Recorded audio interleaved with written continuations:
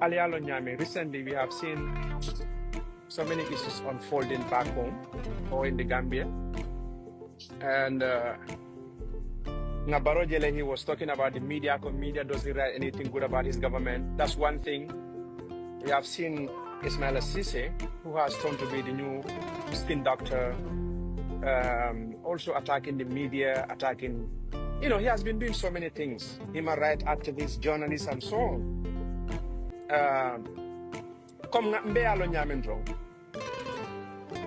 This was a guy who, stood and said all the sorts of things up against Barrow and his government. He's clueless, he's incompetent, and so on. But now he turned out to be he's trying to be like I said, the spin doctor, trying to attack people, swallowing all what he said. Like he vomited before and he came back, but this is the problem we have in Africa. Most of these young people, in Malafi Batala, but Ilafta Balunya Nimala. And Ismail is one of those people. We knew before he became minister, Kabiring Adada Baroya, he has this deep-seated anger towards people, including Madi Jabate and Alaji Sedi Baro, because he said that to people. He has to grind and ask with them. So he will go after those people and be attacking them, attacking their personalities.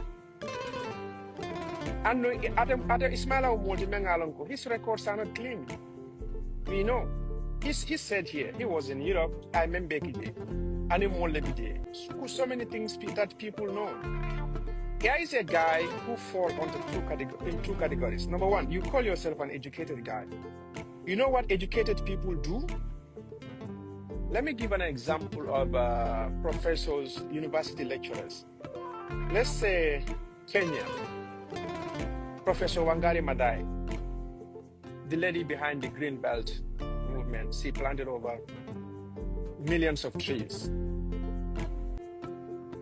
She was a lecturer at the university. At the same time, there was a political turmoil in Kenya. Daniel Arap Moi was the president at the time. But she wasn't quiet. She spoke against Daniel Arap Moi. Neighboring Uganda, Idi Amin was the president at the time. Ali Muzuri was a lecturer at Makerere University. The same thing. Ali Muzuri spoke against Idi Amin. Idi Amin, one of the most brutal dictators in our history, because a man who even butchered his wife, put her corpses in a car, drove to Mulago Hospital and deposited the body there. It was also believed that because of Idi Amin's brutality, elephants at Queen Elizabeth National Park in Uganda, they fled, they en masses from Uganda, they went to Democratic Republic of Congo.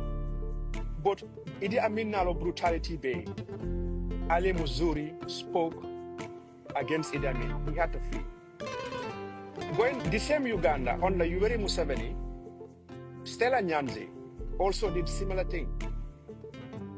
You go, even Anish Kapoor, he spoke against. You look at Wole Soyinka, they all spoke against bad leadership.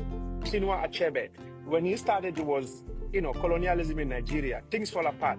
It dealt with the impact of colonialism in Africa. Even back in 1983, he even wrote a memoir, The Trouble with Nigeria. All that is meant to address problems of Nigeria. And 1983, if you open anybody who reads The Problem with Nigeria, the title Trouble with Nigeria or The Problems with Nigeria, you read that book B. It's like, what Chinua Achebe wrote nearly 40 years ago, Olebeke and Gambia. Professor Karanal, that's what they do. But it man so far. You swallow all that pride. Media regulator. You attacking journalists. We understand last week too or so, you summoned some journalists in office, compel them to withdraw their story, to write a rejoinder, or else you will take them to court. If Fulangol, you go to South Africa, Julius Malema, He pulled out of ANC and he was able to gather 10 million people. You go to neighboring Zimbabwe, Nelson Chamisa, from Robert Mugabe time, coming all the way to Emerson Mnangagwa, they all spoke against bad leadership. Abiy Ahmed, if he was in his 40s. When Haile Mariam Desalegn stepped aside as the Prime Minister of Ethiopia, he became, Prime Minister of Ethiopia. So you can count Uganda, Bobby Wine. We know Dr. Besigye and others stood against Yoweri Museveni. Bobby Wine, a young guy, he stood against another dictator. You cross to a neighboring country, Rwanda, one of the most brutal dictators, vicious guys, Paul Kagame. While I see people who clap for him, Rwanda developed, it's nonsense. So, Daniel Rigara, a 38-year-old lady, is the one who stood against Paul Kagame. Ite bijang imang sofa, ipara kantang. Ite alon ko banko mantartaka. Ite menka sika fo funding ke ole ko ha. Ni menga chance da le budget. Ale bonim banko ka because there is no hope in this country. Ite la kada si radio de ka molneng.